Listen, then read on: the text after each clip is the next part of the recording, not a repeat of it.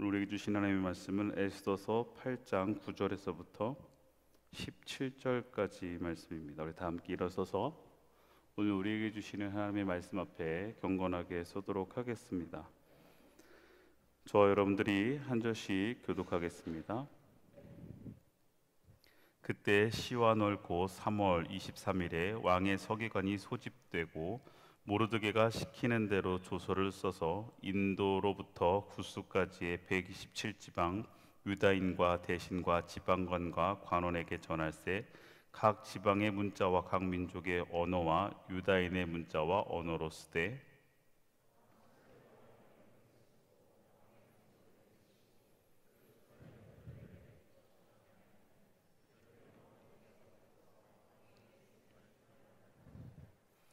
조서에는 왕이 여러 고을에 있는 유다인에게 허락하여 그들이 함께 모여 스스로 생명을 보호하여 각 지방의 백성 중 세력을 가지고 그들을 치려하는 자들과 그들의 처자를 죽이고 도륙하고 진멸하고 그 재산을 탈취하게 하되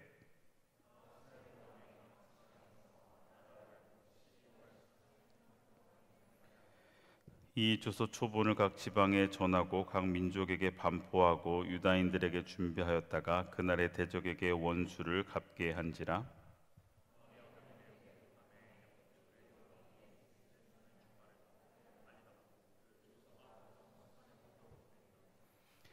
모르드게가 푸르고 흰 조복을 입고 큰 금관을 쓰고 자색 가는 배 겉옷을 입고 왕 앞에 나오니 수산성이 즐거이 부르며 기뻐하고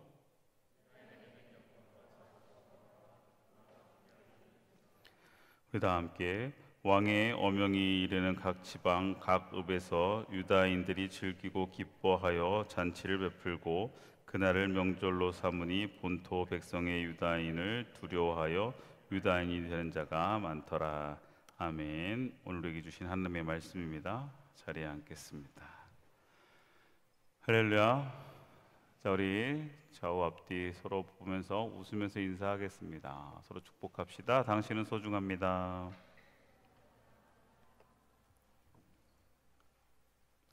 할렐루야. 주님의 은혜 안에서 하나님의 복을 누리며 나아가시기를 소망합니다. 우리 함께 찬양하겠습니다.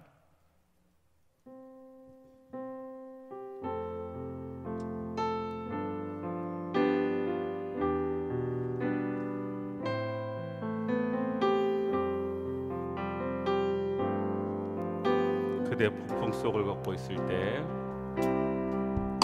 그대 폭풍 속을 걷고 있을 때 비바람을 마주해야 할 때 불빛조차 보이지 않아도 그대 혼자 걷지 않을 거예요. 그대 폭풍 속을 걷고 있을 때 그대 폭풍 속을 걷고 있을 때 우리 옆에 있는 지체를 축복하면서 함께 찬양합시다. 바람을 마주해야 할 때 불빛조차 보이지 않아도 보이지 않아도 그대 혼자 걷지 않을 거예요. 두려움 앞에서 하늘을 보아요. 외로운 그대여 걱정 마요. 꿈꾸는 그 길은 또 걷고 걸어요. 그대 혼자 걷지 않을 거예요. 두려움 앞에서 하늘을 보아요. 두려움 앞에서 하늘을 보아요. 외로운 그대여 걱정 마요. 꿈꾸는 그 길은 또 걷고 걸어요. 그대 혼자 걷지 않을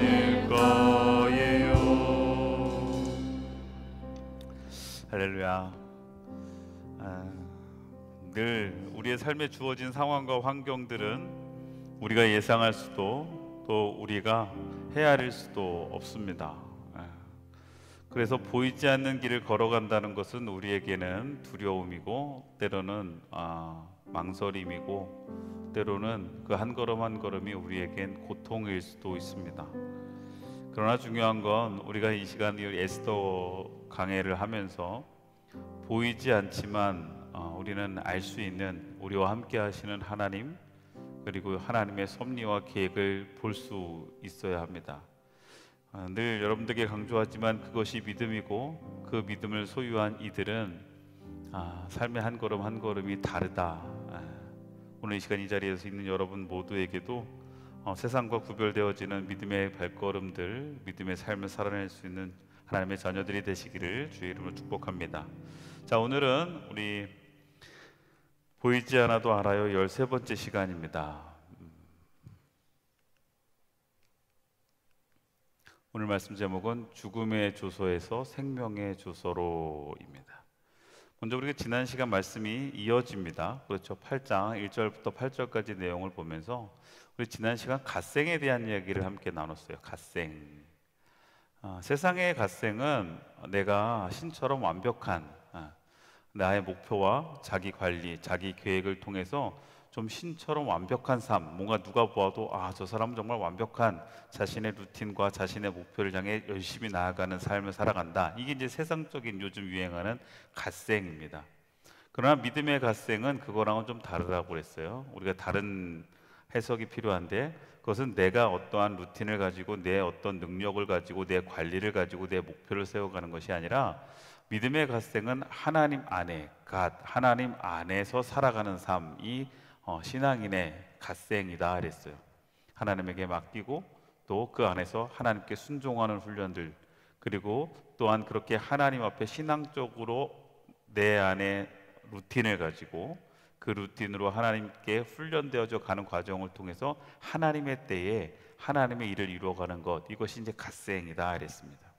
그러한 갓생의 삶을 살아가는 이들 통해 하나님은 놀라운 일들을 이루어 가세요. 그것이 뭐냐면 하나님의 놀라운 이적입니다.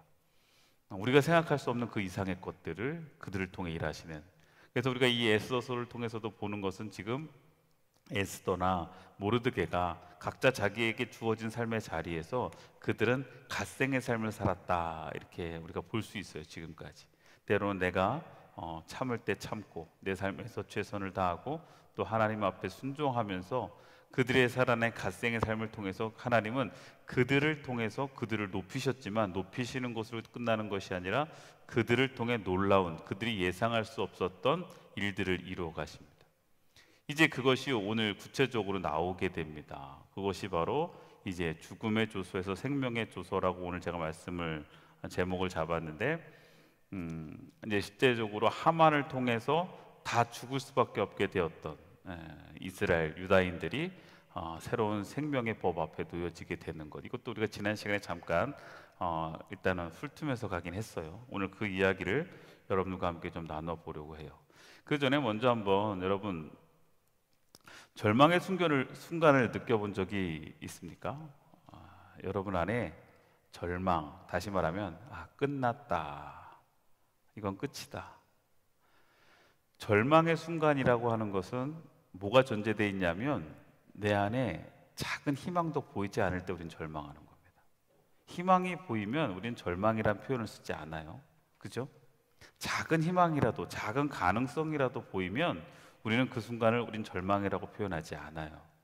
그러니까 절망의 순간을 느낀다는 것은 우리 안에 정말 실오라기 같지 그 어떤 빛도 느낄 수 없는 어둠의 순간, 그리고 이미 답이 내려졌다라고 생각되어지는 그 순간, 그래서 그것 때문에 이제 모든 것은 끝났다, 엎어질 수 없다, 회복될 수 없다라고 느껴지는 순간을 우리는 절망적 순간이라 이야기하겠죠.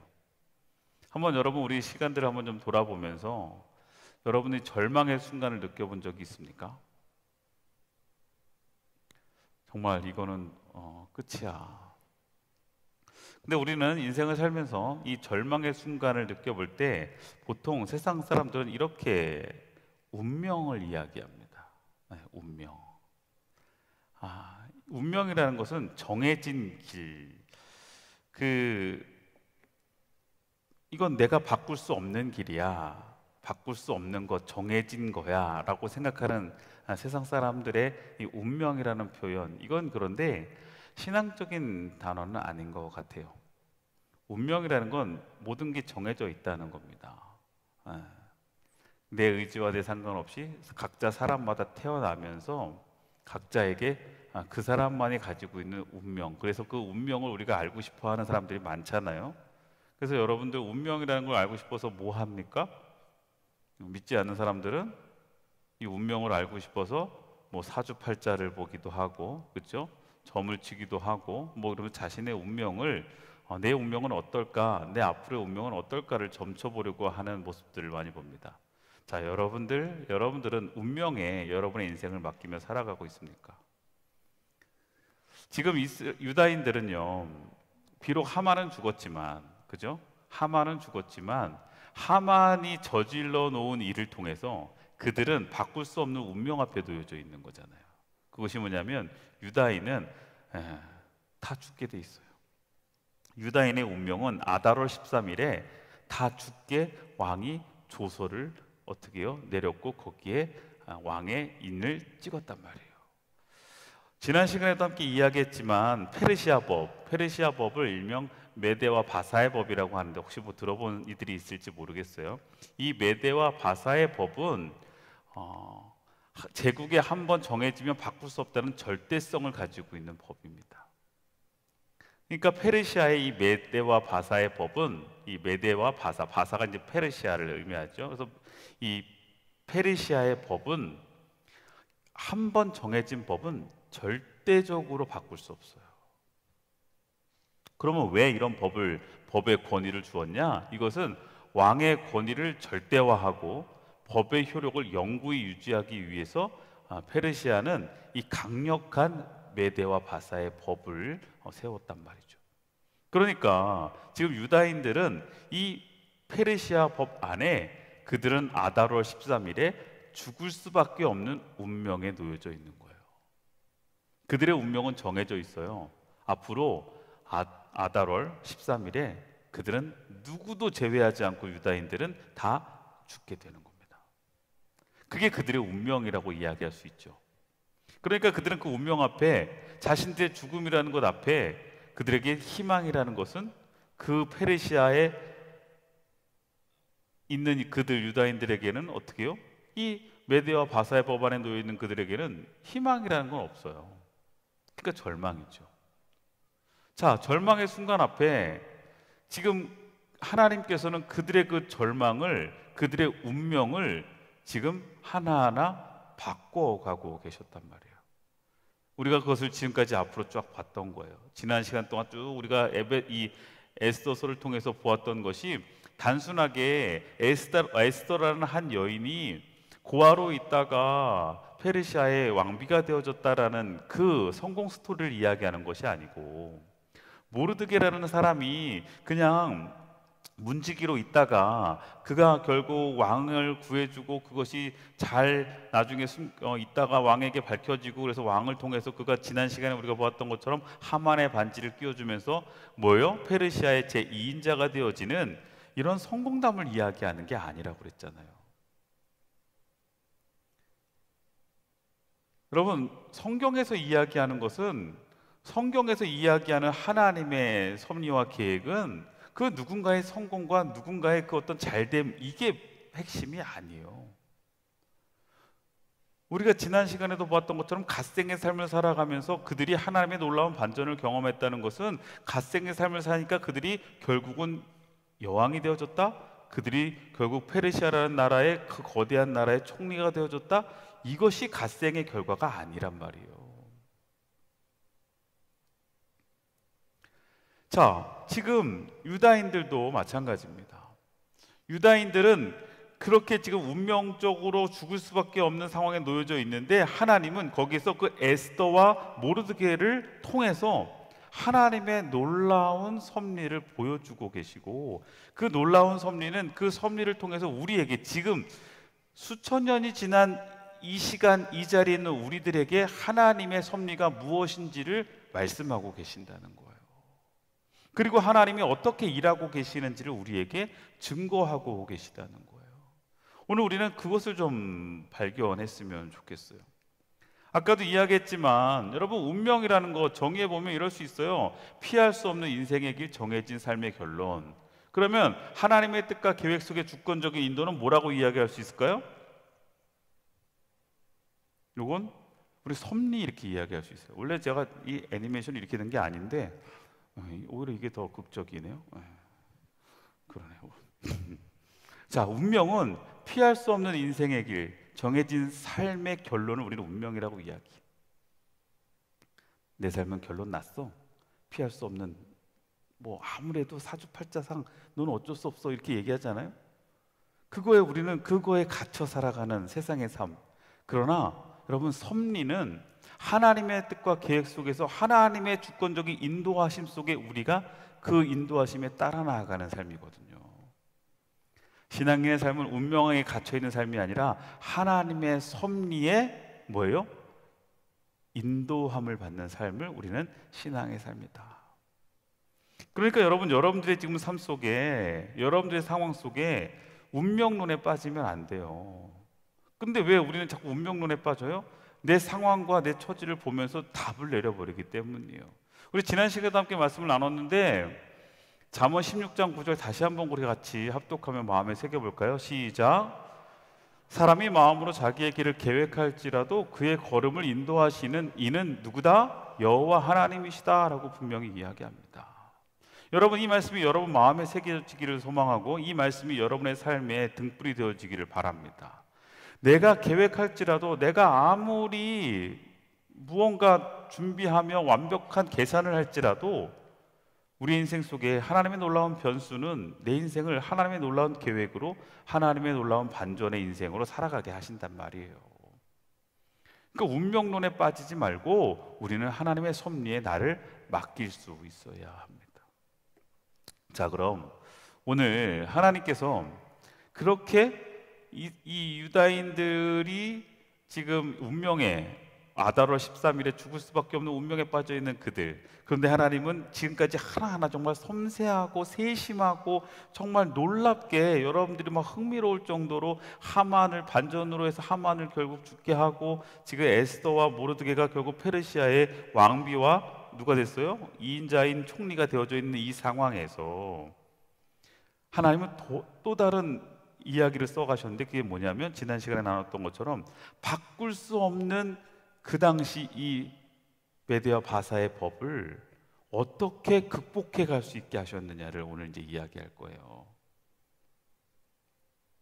어떻게? 왜? 법을 없앨 수 없으니까. 그래서 취소가 아니고 거기 어떻게 하셨어요? 하나님은 덮어쓰기를 하신 거예요. 덮어쓰기를. 덮으시는 하나님, 그 덮으시는 하나님의 그 섭리를 우리가 오늘 좀 살펴보려고 합니다.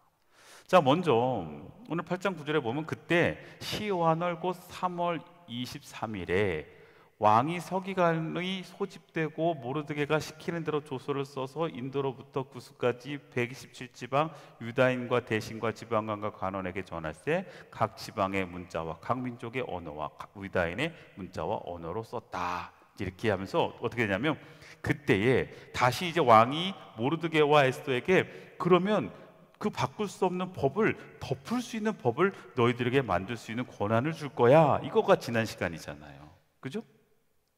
법을 바꿀 수 없다면, 법을 없앨 수 없다면 그 법을 덮을 수 있는 법을 너희들이 만들어. 이렇게 해가지고 지금 그때에 이 시완월곱 3월 23일에 이제 모르드게가 그렇게 조서를 다시 쓰게 된 겁니다.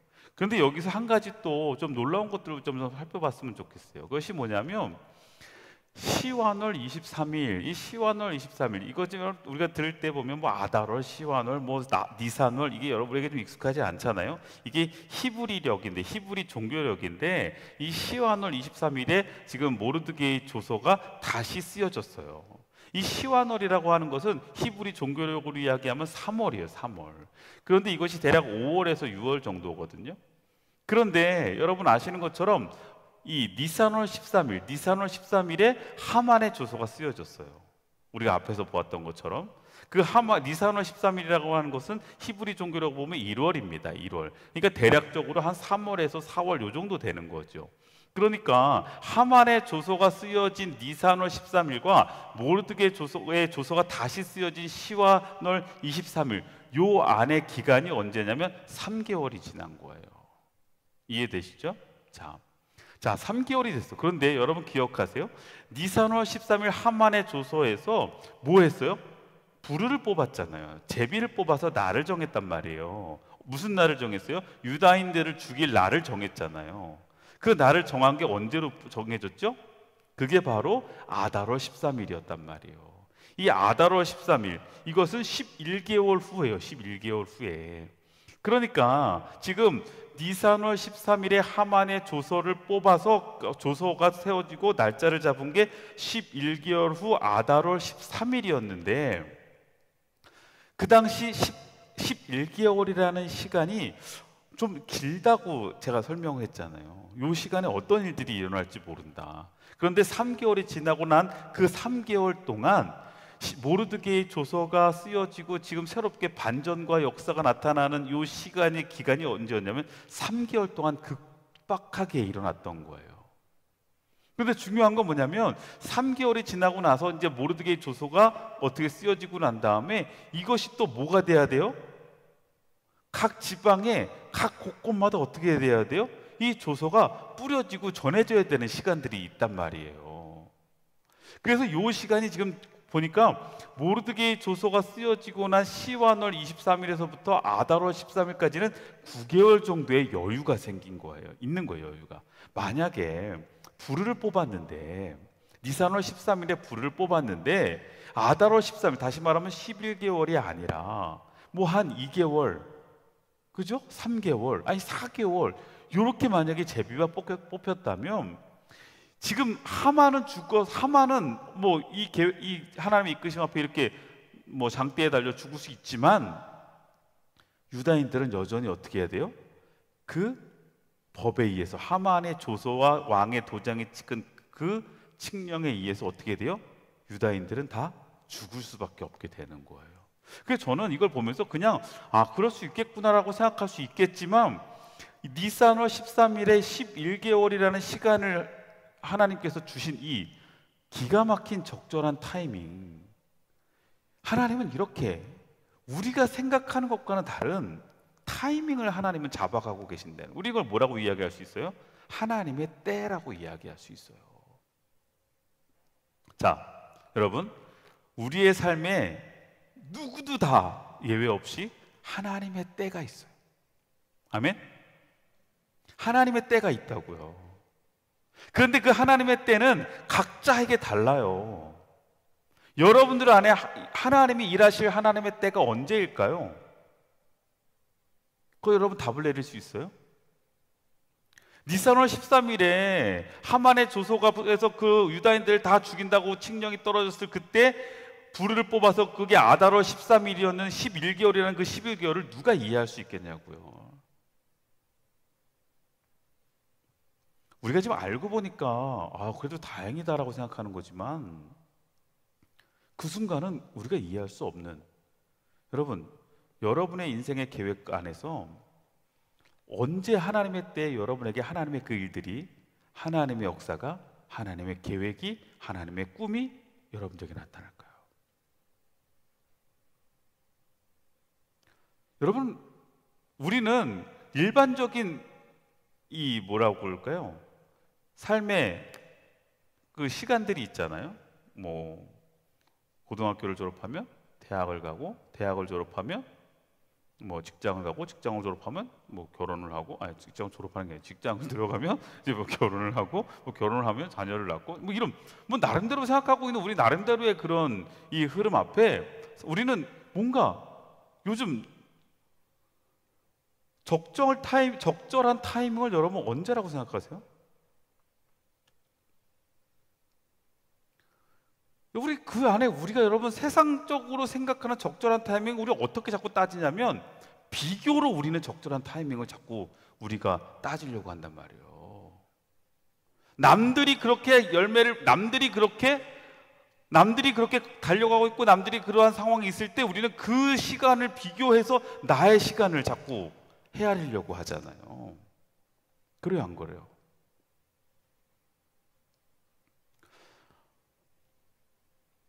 제가 지난번에도 이야기했지만 저는 신학대학을 2년을 늦게 들어갔어요. 그렇죠? 2년을 늦게 들어갔어요. 근데 뭐 여러분 지난번에 얘기했지만 저는 신학대학을 가려고 했던 사람이 아니었기 때문에 2년이라는 시간이 저에게는요, 신학대학을 가려고 노력했던 시간이 아니었잖아요. 그런데 신학대학 2년 있게 가보니까 객관적으로 볼 때 저는 제 동기들보다는 2년 늦게 시작한 사람이 되는 거잖아요. 그죠? 그러니까 세상적인 기준으로 보면 저는 2년이란 타이밍을 놓친 사람인 거예요. 뒤처지는 사람이지. 그렇잖아요. 그게 되게 싫더라고요, 저는. 처음에는. 왜냐면 저도 약간 이게 좀 성격상 이게 뭐 이렇게 막 그런 성격이 아니라 가지고 2살 밑에 친구들과 같이 학교를 다니니까 이렇게 말을 못 하겠어요. 보통 그래서 보면 족보가 되게 꼬여 있어요. 저는 제 동기들과 족보가 엄청 꼬여 있어. 왜냐하면 일단 제 밑에 저 2살 차이 애들한테 저를 용주하라고 불렀던 친구하고 그다음부터 전 말을 안 했으니까. 아니 뭐 자연스럽게 그 친구하고 말을 하고 싶지 않더라고. 그래서 내가 형인 거를 아직 모르나 보다. 그러면 제가 알 때까지는 쟤한테 말을 하지 말아야지. 뭐 이랬어. 그러면서 이제 점점 이렇게 말을 안 했어. 그런데 중요한 건 그러다 보면 저랑 1살 차이, 재수하고 들어온 친구들이 있단 말이에요. 근데 그 친구들이 처음에 와갖고 이제 예비역 재수한 친구들이니까 이제 좀 이렇게 나이가 좀 이렇게 있으니까 얘기하다 보면 몇 년생에서 제가 1살 많아. 그러면 그 친구가 형이네요. 뭐 이렇게 이제 얘기하면서 형 이렇게 시작을 하는 거예요. 같은 학번에. 그러면 그 친구는 저랑 1살 차이인데 저한테 형이라고 이야기해요. 근데 이 친구는 성격이 저랑 같지 않으니까 다른 그 원래에 온 친구한테랑 친구를 먹는 거예요. 그러니까 얘는 얘랑 친구야. 근데 얘는 나한테 형이라고 해. 그러면 쟤도 나한테 형이라고 해야 되잖아요. 그죠? 그러니까 근데 그게 안 되면 이게 내가 용납이 안 되는 거예요. 그러다가 심지어 어떻게까지 됐냐면 저보다 학번이 하나 위인데 저보다 나이가 1살이 어리잖아요. 근데 제가 교회 후배가 저랑 같이 방을 쓰고 있는데 그 친구가 뭐였냐면 저보다 선배인데 그 친구는 학교에서 저한테 형이라고 이야기하는 거잖아요. 그러니까 그 친구 다니면서 인사를 시켜준 거예요. 아, 우리 교회 형이다. 자기 친구들한테. 근데 그 친구들은 저보다 1살 다 선배인 거예요. 네. 그러다 보니까 그 친구들이 처음엔 저를 형이라고 불렀단 말이에요. 그러니까 족보가 엄청 꼬였어요, 학교에서. 학번은 저보다 위인데 저한테 다 형이라고 부르는 상황이 돼버린 거예요. 그러니까 이게 제가 그런 걸 다 털어버려야 되는데 그걸 못 털겠는 거예요. 왜냐하면 제 마음속에 나는 얘를 좀 이게 티내고 싶지 않았던 것 같아요. 막 이렇게 같이 이걸 그냥 까고 싶지 않은 거야. 막 표현 좀 뭐라고 해야 되지 이거? 그러다 보니까 자연스럽게 이렇게 관계가 이렇게 좀 애매했어요. 자, 어쨌든 저는 뭔가 같은 학번 애들보다 2년이 늦어졌고 뒤처졌다고 생각하는 그것 때문에 제 마음이 어쩌면 자격지심이죠. 그러니까 그걸 더 인정하고 싶지 않아서 아마 더 그랬을 수도 있을 것 같아. 근데 어느 날 저희 동기 몇몇들이 고민을 하면서 자퇴를 해버렸어요. 그게 뭐냐면 그 친구들이 학교를 왔는데 신앙 쪽으로 막 뜨거워서 와서 공부를 하면서 뭐 하는데 신학 공부를 하면 할수록 자신들이 생각하고 있던 이 뜨거운 신앙에 막 도전이 되는 신학적인 질문들과 이야기들을 고민하면서 이 친구들이 그것을 못 참고 막 자퇴를 해버리고 막 그런 일들이 막 나타나는 거예요. 내가 여길 왜 왔지? 뭐 이러면서. 근데 그때 제 마음에 분명하게 제가 지난번 다불기 때도 한번 이야기를 했지만 그때 저는 제 안에 흔들릴 수 없는 제 안에 하나님의 인도하심이 있었거든요. 그 순간 제가 알았던 게 나는 세상적으로는 이 친구들보다 2년이 늦었지만 하나님의 적절한 타이밍 앞에 내가 만약에 2년 전에 만약에 신학대학을 왔으면 나도 여전히 이들처럼 고민하고 그리고 난 다음에 나도 학교 나갔을 수도 있겠다. 근데 내 시간 속에서 만약에 그렇게 가지 않고 하나님의 적절한 타이밍 앞에 2년이 늦어졌지만 지금은 그 2년이 늦어진 것이 늦어진 게 아니라 오히려 하나님께서 적절한 타이밍에 나를 세우신 거라는 분명한 답이 생기니까 거기서부터 이제는 시간적인 그런 뭐라 그럴까요? 조바심? 이런 게 없어요. 자, 제가 일단 그렇게 2년을 늦게 학교에 들어갔으니 군대도 늦게 들어가겠죠. 그렇잖아요? 군대도 늦게 가니까 군대를 가가지고요 똑같은 거예요. 군대를 갔는데 자대를 딱 배치받았는데 말년 병장이 저보다 어려요. 그리고 제가 지난번에 한번 얘기했지만 제 옆에 있던 내무반에서 저희 최고 선임이 저를 부르더니 야, 너 일로 와봐. 어디면 아무개 병장님이 너 보잔다 이러는 거예요. 그래갖고 제가 뭐 그때 신병 이거 노란 딱지 이거 붙이고 있었으니까 뭐 의가 그래서 가서 이렇게 각 잡고 딱 있었어요. 그랬더니 누가 딱 오는데 어서 많이 보내야. 그랬더니 고등학교 동창인 거예요. 근데 뭐 이렇게 저랑 친했던 동창이 아니라 고등학교 때 진짜 이렇게 제가 막 좀 이랬던 그 앞에서 제가 이러고 있어야 되는 거예요. 막. 그러니까 그 친구가 저한테 갈아먹는 배 하나를 주면서 열심히 해라. 나 다음 주인가 제대다 이렇게 얘기하는데 제가 진짜 그거 잊지를 못하겠어. 내가 그때 막 속으로 막 부글부글 하는데 뭐 어떻게 할 거야. 처음에는 제가 너무 억울했어요.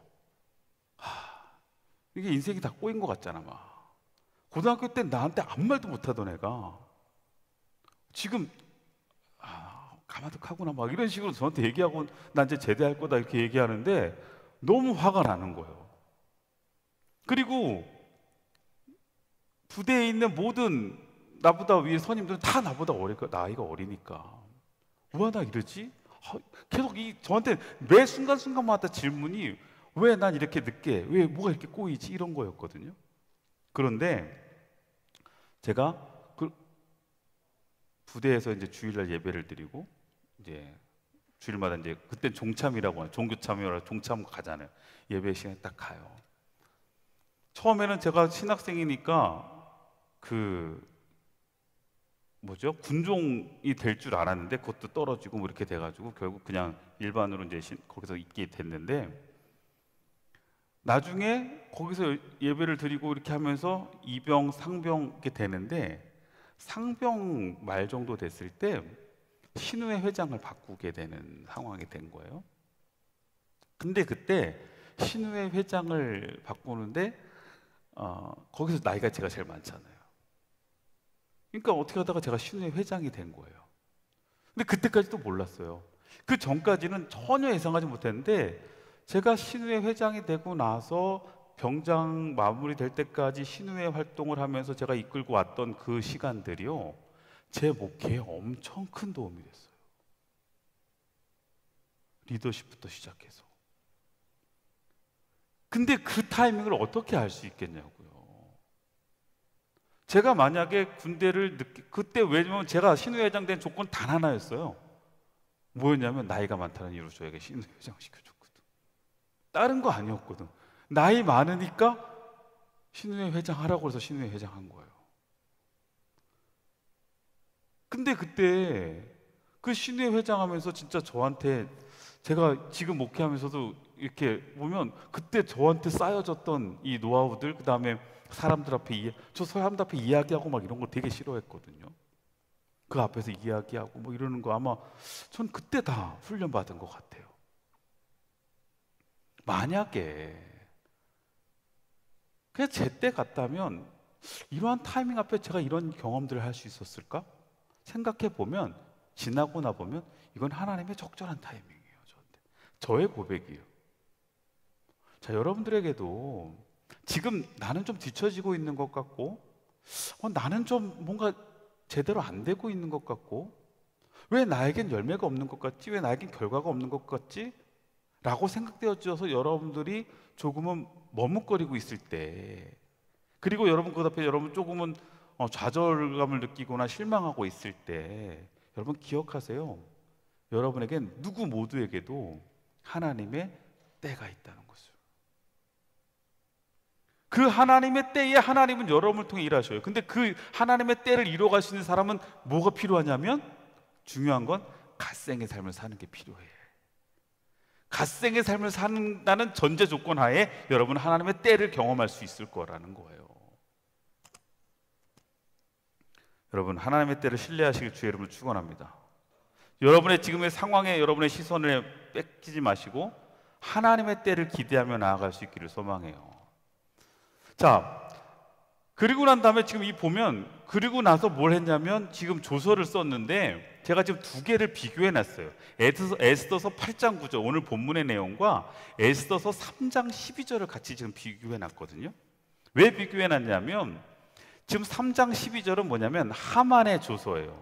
하만의 조서가 어떻게 진행되어졌는지고 에스더 8장 9절은 모르드게의 조서가 됐는데 색깔을 제가 이렇게 좀 구분해 봤어요. 뭐냐면 시완월 곧 3월 24일 첫째 달 30일 그 다음에 왕의 서기관이 소집돼요. 왕의 서기관이 소집되고 모르드게가 시키는 대로 하만의 명령에 따라 왕의 대신과 각 지방 인도로부터 구스까지 지금 뭐냐면 뭐 다른 게 아니라 지금 이 두 개를 보니까 하만의 조서로 선포되어졌던 법과 모르드게가 지금 선포한 조서의 법이 같은 동일한 절차와 권위를 가지고 있다는 것을 지금 이 에스더서에서는요 분명하게 이야기해주고 있어요.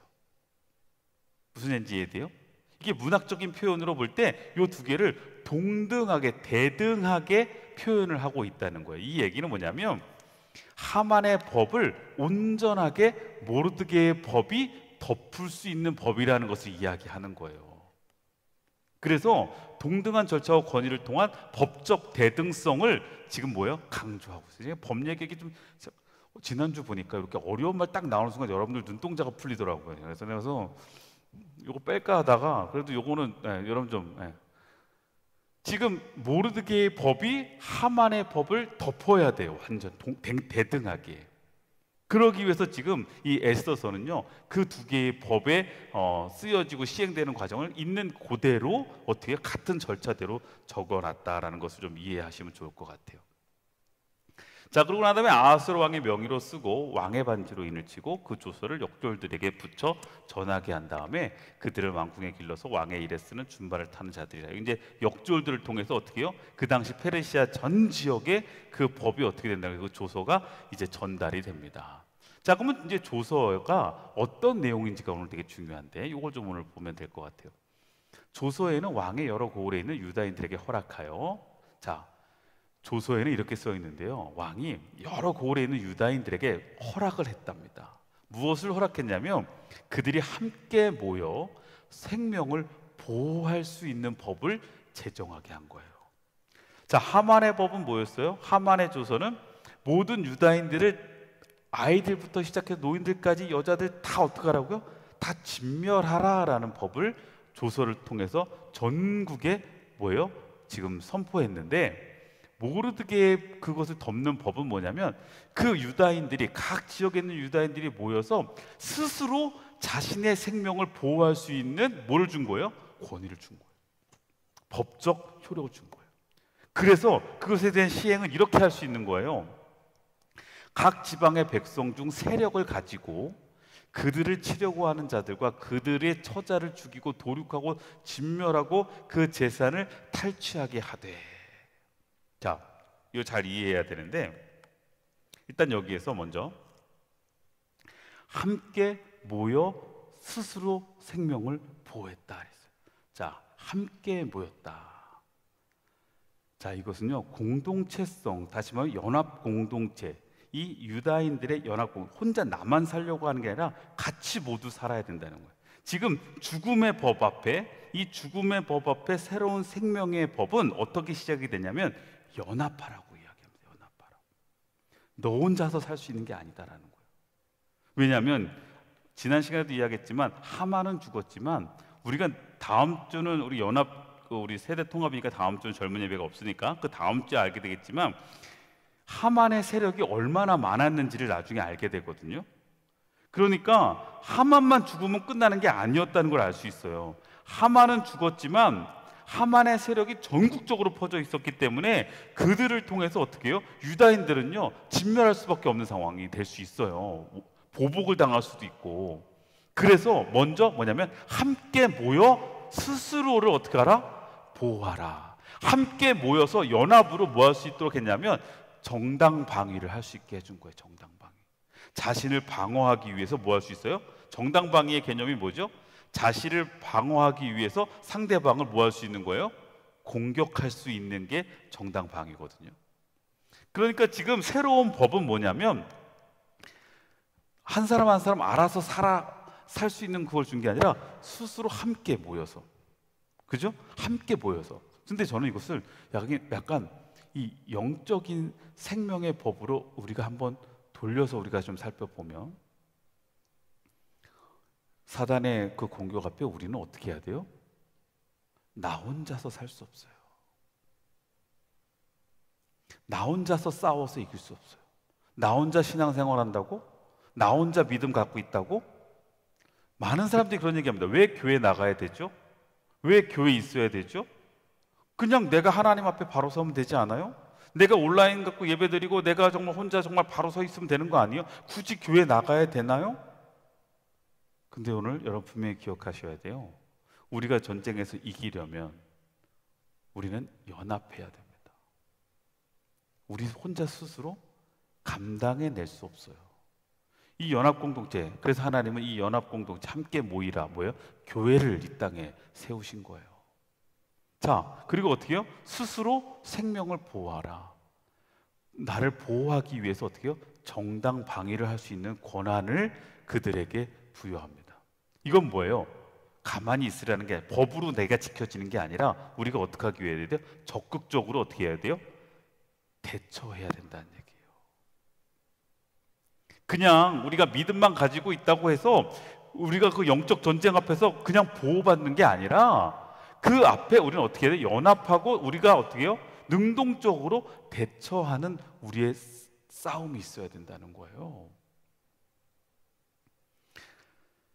그것을 오늘 본문은 조금은 격하게 써놨습니다. 그들을 치려하는 자들과 그들의 처자를 죽이고 도륙하고 진멸하고 그 재산을 탈취하게 하되.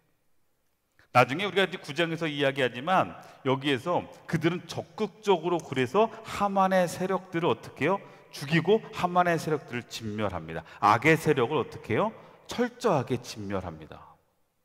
그런데 여기 한 가지, 그들은 그들의 재산을 탈취하지는 않습니다. 그 나중에 이제 다음 시간에 한번 이야기할게요. 자, 요것을 다시 한번 영적인 도식으로 한번 좀 살펴보면 이렇습니다. 법을 새롭게 썼는데 이 법은 예법과 예법에서 세법으로 덮었었습니다. 그렇죠? 그런데 이 예법은 뭐냐면 죄와 사망의 법이요. 죽을 수밖에 없는 우리는 죽을 수밖에 없는 법에 놓여져 있었어요.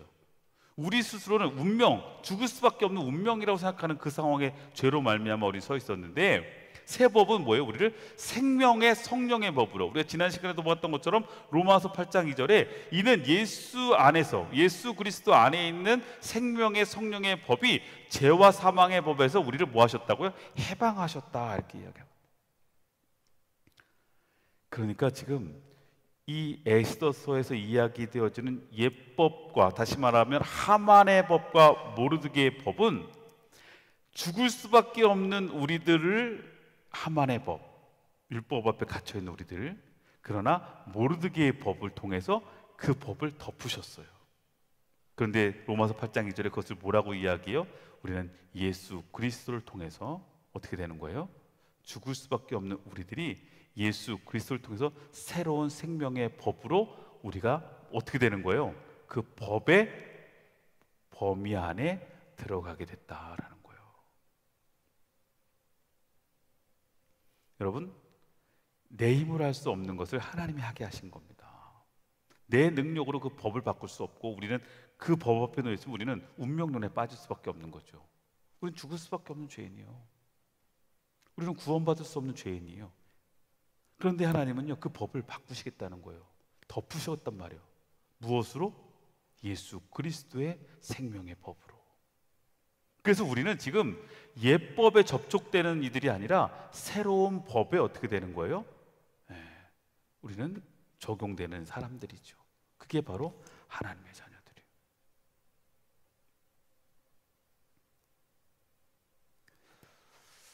예전에 보니까 이 법이 참 그렇잖아요. 특히 교통법규도 그렇고 요즘 교통법규가 엄청 막 이렇게 좀 혼돈스러운 것들이 가끔씩 있어요. 가장 헷갈리는 게 뭐냐면 이 횡단보도 파란불일 때 우회전이 가능하냐 안 하느냐. 자, 알아요, 여러분? 자, 내가 우회전을 해야 돼요. 근데 지금 파란불이 신호등 횡단보도 파란불입니다. 그러면 자, 우회전 차량이 지나갈 수 있어요, 없어요? 운전면허 없는 사람은 기억해도 이거 시험에 나올 수도 있어요, 나중에. 자, 다시 말하면 차를 운전하고 가다가 내가 우회전을 합니다. 우회전은 신호 없이 갈 수 있는 거잖아요. 우회전을 해야 되는데 거기 신호등에 여기 횡단보도가 있단 말이에요. 횡단보도가 있는데 횡단보도에 파란불이에요. 그러면 갈 수 있어요, 없어요? 있어요, 없어요? 옛날에는 갈 수 있었어요. 옛날엔 갈 수 있었어요. 그냥 우회전은 무조건 가도 됐어요. 그런데 법이 바뀌었어요. 못 간다고 그랬어요. 그러니까 무조건 못 가는 줄 알았어요. 못 가는 줄 알았다고. 그래갖고 저하고 저희 아내하고 대판 싸웠어요. 싸우진 않았어. 싸우진 않았고 논쟁이 붙었어. 어느 게 맞느냐. 나는 가도 된다. 저희 아내는 안 된다. 뉴스 안 봤냐? 안 된대. 근데 내가 본 거는 되는데 안 된대. 그래서 막 유튜브고 뉴스 다 찾아봤어요. 결론은 뭘까요? 왜냐하면 거기에 중요한 게 있어요. 돼요, 안 돼요, 일단? 자, 된다. 손 들어보세요. 된다. 자, 안 된다. 면허증 없는 사람, 운전 안 한 사람도 안 된다 그러는구나. 자, 원래 안 되는 거로 돼 있죠. 근데 안 되는데 전제 조건이 있어요. 사람이 없어야 돼요. 그런데 사람이 횡단보도에서 보도블록으로 올라가는 순간 파란불이면 건너가도 돼야 한대요. 다 건너가면 돼요. 무슨 얘기인지 아세요? 그러니까 지금 횡단보도로 사람이 건너가고 있으면 절대로 우회전해서 지나가면 그것은 법을 어기는 게 돼요. 그런데 그 사람이 다 건너서 보도블록 위로 올라간 순간은 우회전으로 해서 지나갈 수 있어요. 그리고 누군가 지금 파란불이 저쪽에서 건너올 사람이 서 있으면 우회전으로 하면 안 돼요. 그러니까 지금 법의 조건은 뭐예요? 사람이 있느냐 없느냐로 새로운 법은 바뀐 거란 말이에요. 그러니까 그 법이 어떻게 돼요? 그러니까 저는 처음에는 제가 분명히 저는 돌았거든요. 사람이 없으니까. 저희 아내는 그걸 보고 뭐라고 그랬냐면 법을 어겼다는 거예요. 목사가 법을 어기면 되냐는 거지. 법이 바뀐 것도 모르고 있냐는 거지. 그래서 내가 아니다, 지금은 가도 되는 거다 했더니 뉴스 안 봤냐는 거야, 나보고. 그래서 다 찾아봤더니 결국 되는 거잖아요. 자, 그러니까 저는 법을 어긴 게 새로운 법 안에 놓여져 있지만 저는 법을 어긴 게 아니에요. 무슨 얘기인지 아세요? 그러니까 여러분, 지금 우리가 내가 어떤 법에 놓여져 있느냐가 되게 중요하단 말이에요. 그런데 하나님은 우리에게 옛법을 적용시키시는 게 아니라 옛법을 지금 뭐예요? 예수 그리스도를 통해서 새로운 법으로 우리를 어떻게 했어요? 새롭게 적용시키고 계신다는 거예요. 여러분, 그러니까 우리는 옛법에 놓여 있지 않고 우리는 새법에 놓여져 있다고요. 하만의 법에 있는 게 아니라 유다인들은 이제는 모르드게의 법 앞에 있다고요. 그냥 사람들이 나를 죽이러 올 때 유다인들은 거기에서 그냥 죽는 존재가 아니라 뭐 할 수 있는 존재요? 연합해서 그들과 싸워서 그들을 죽일 수 있는 능력과 권한이 있는 존재로 바뀌어졌다고요. 법이 바뀌어지면 존재가 바뀌어지고 정체성이 바뀌어지는 거예요. 이해되세요? 우리가 예수 그리스도의 법 앞에 놓여졌다는 건 이제 우리는 죽는 우리가 멸망의 자리에 가는 존재가 아니라 우리는 새로운 생명의 법 앞에 구원받은 자녀라는 뭐예요? 특권을 주는 존재가 된다는 얘기예요. 살 수 있는 존재라고요. 하나님은 우리에게 살 수 있는 방법을 열어주셨다고요. 근데 알면서도 그래서 가끔씩 제가 답답할 때가 있어요. 한동안 나중에는 이제 알게 됐는데 나중에는 알게 돼서 이제 저희 아내도 돌지만 그러고 나니까 어떻게 돼요? 끝까지 운전할 때 보면 파란불인데 끝까지 안 가. 내가 그래서 가라고 그래도 안 가요. 그때까지. 왜? 법이 바뀌었다는 거예요. 가면 큰일 난다는 거예요. 내가 보여줘도 안 보여줘도. 근데 나중에 이제 알고 나서 이제 가는 거지. 여전히 그 잘못된 법 앞에 서 있으면 되겠어요? 우리는 살 수 있는 존재인데, 살 수 있는 우리에게 권한을 주시고 능력을 주시고 우리를 그렇게 회복시켜 주셨는데, 예수 그리스도로 말미암아 우리는 하나님의 자녀로 구원받은 자녀가 되어졌는데 여전히 율법 앞에서 우리는 죽을 수밖에 없는 존재라고 그러고 있으면 되겠냐고요. 여러분, 우리가 어떠한 존재인지를, 하나님 우리를 어떻게 바꾸셨는지를, 우리가 어떠한 법에 접촉되고 있는지를 여러분 꼭 기억하시기를 주의 이름으로 축원합니다. 근데 지난번에 보니까 어떤 차 하나가 또 그러고 있어 앞에서. 빵빵도 못하겠고 진짜 십자가 달고 있어갖고 빵빵을 내가 못하거든요. 그래가지고 계속 기다리고 있었는데 진짜 와, 끝까지 깜빡 하는데도 계속 안 가고 있다가 나중에 빨간불 되니까 가는데 뭔가 속으로 저분은 아마 자기가 엄청 법을 잘 지킨다고 생각하고 가고 있을 것 같은 거야. 근데 속으로 막 가서 앞에 가서 창문 열어주고 얘기해주고 싶은 거예요. 막 링크 걸어주고 싶어. 막 이거 유튜브 보라고 막 진짜. 여러분, 제대로 법을 이해하시길 바래요. 내가 어떤 법에 지금 접촉되고 있는지. 그리고 여러분, 이 에스더서에서 가장 중요한 거 한 가지 뭐냐면, 가장 중요한 반전은 에스더에서 왕의 마음을 변하게 하는 힘이 있었다는 겁니다. 그 법을 어떻게 바꿀 수 있었어요? 왕이, 참 아이러니하죠. 왕이 처음에는 유다인을 죽이라는 법을 만들려고 했어. 그리고 나중에 또 뭐예요? 그 유다인을 죽이라고 하는 사람들을 죽이라는 법을 만든 거예요. 이게 말이 안 되는 건데, 이 왕의 마음이 이렇게 바꾸는 그 힘, 이게 뭐예요? 바로 하나님의 섭리고 하나님의 일하심이에요. 그런데 여러분, 왕의 마음을 변하게 하는 이 힘, 하나님을 움직이게 할 수 있는 게 무엇일까요? 무엇이죠? 에스더와 모르드게의 모습을 통해서 우리는 알 수 있어요. 그게 뭐예요? 금식하면 뭐 하겠다고요? 기도했다고 그랬잖아요. 여러분, 왕의 마음을 변하게 하는 그 힘, 하나님을 움직이게 하는 힘, 하나님의 섭리 앞에서 일을 이루어가는 그 스위치는 뭐예요? 바로 기도의 스위치라는 거예요. 여러분의 인생의 삶 속에 정말 안 될 것 같고, 이거는 정말 답이 없을 것 같고, 희망이 없을 것 같고, 사람의 마음을 바꾸는 것, 어떠한 상황을 바꾸는 것, 누구를 설득하는 것 안 될 것 같은 그 상황, 그때 우리는 뭐 해야 돼요? 스위치를 켜야 돼요. 기도의 스위치를 켜세요. 그리고 누가 일하실 수 있도록? 하나님이 일하실 수 있도록. 하나님이 어떻게 해요? 보이지 않아도 그 상황 속에서 함께하고 계신다는 믿음을 갖고 기도하며 나아갈 때, 여러분, 그 안에 놀라운 일들이 일어나게 될 줄로 믿습니다.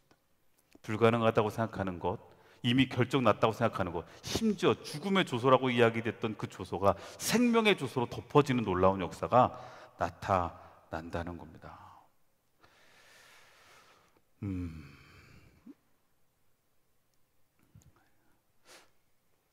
요거까지만 하고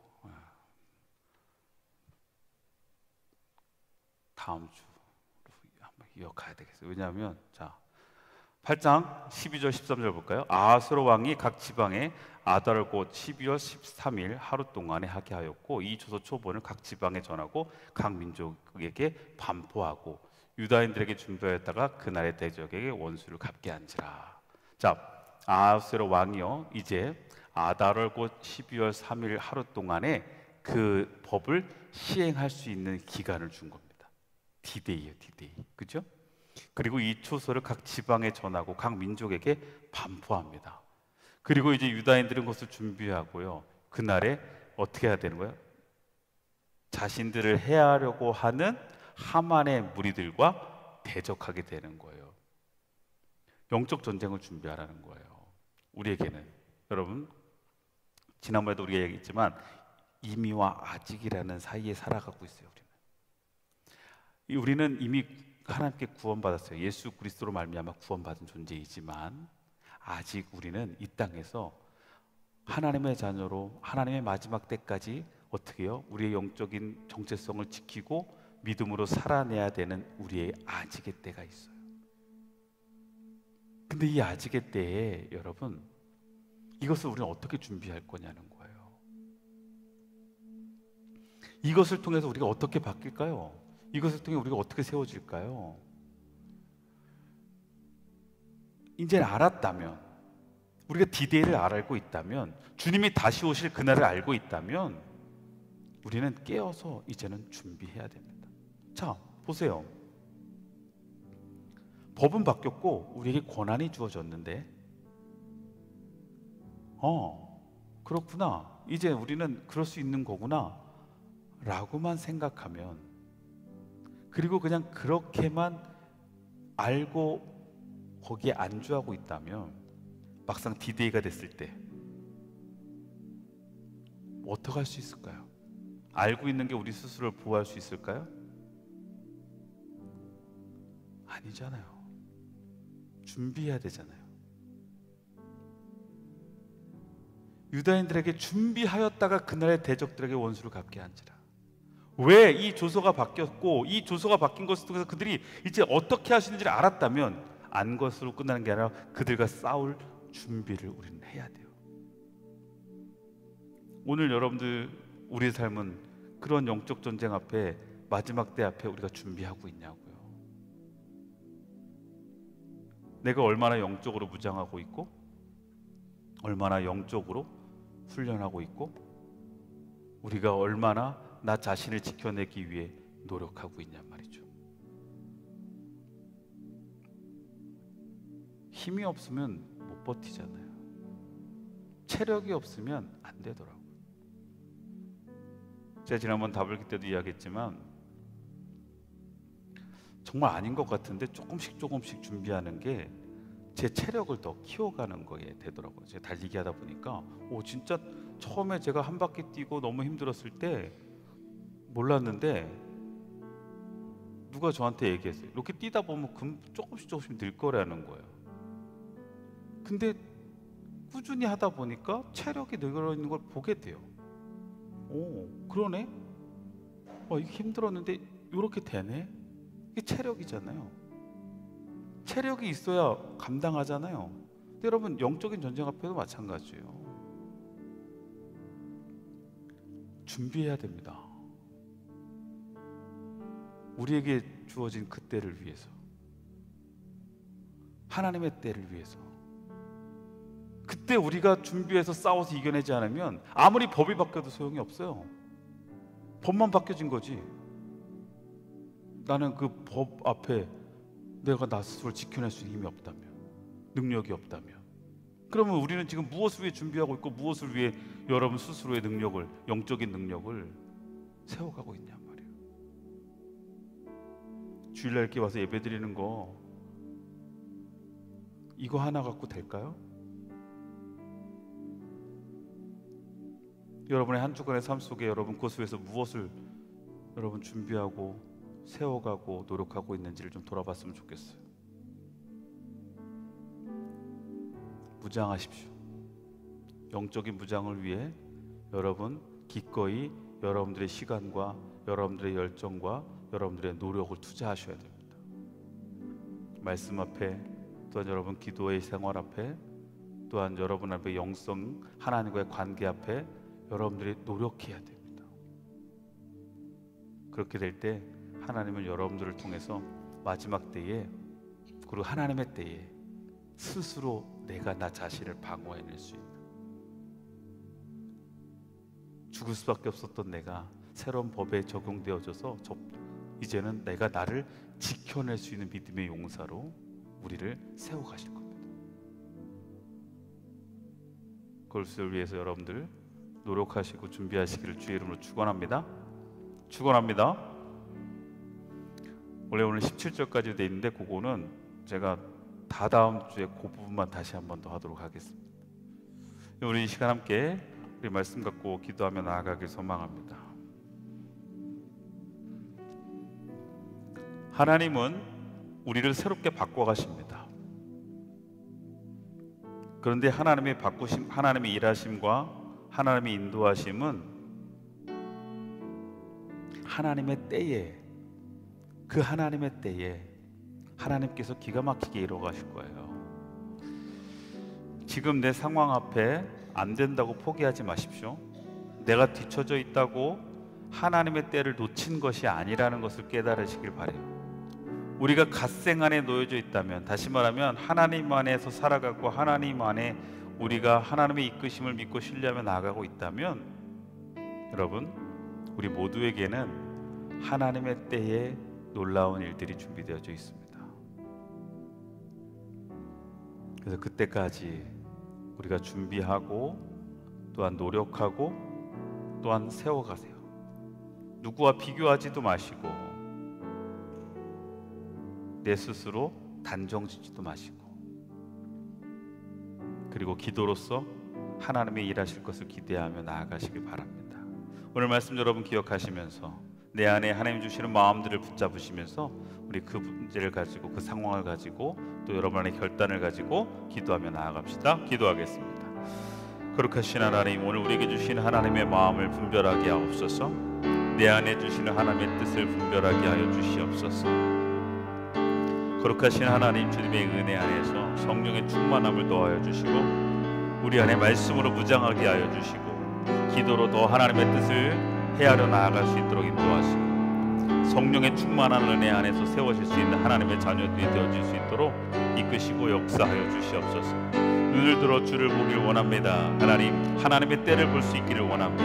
하나님, 지금의 상황에서 무너지지 않고, 지금의 상황에서 멈춰서지 않고, 지금의 상황에 답을 내리지 않고, 하나님의 때와 그 적절한 타이밍에 대한 신뢰를 가지고 오늘도 이 시간 내가 담대히 그 길을, 그 갓생의 길을 걸어갈 수 있는, 하나님을 향하여 온전한 삶을 살아갈 수 있는 저희들이 되게 하시고, 그런 우리들에게 하나님은 이제 예전의 법, 죽음의 법에서 새로운 생명의 법으로 우리를 바꿔주셨으니, 우리가 이제 그 생명의 법 앞에 놓여있는 우리들이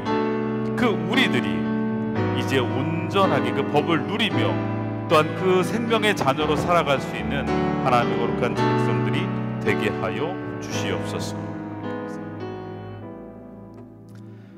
하나님,